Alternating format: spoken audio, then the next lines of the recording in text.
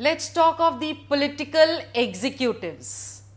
The executives are those who execute the policies made by the government. They are responsible for the successful execution of the various policies, and thus they are termed as executives. Dividing them, we can say that there are two categories of executive in the country, and they are the short term or the long term or the permanent executives. The short term executives are the ministers of the country who are elected and might not get re-elected. So, their execution is short term, that is till the time they are the minister, they are executives. But the day they are out of power, they no longer remain as executives.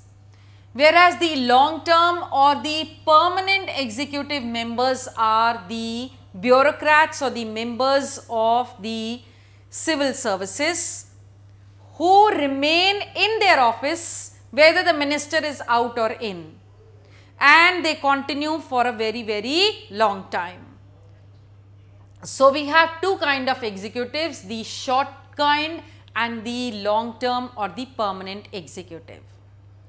Now, sometimes you see that the ministers, whatever portfolio they are handling, they are almost unaware of that.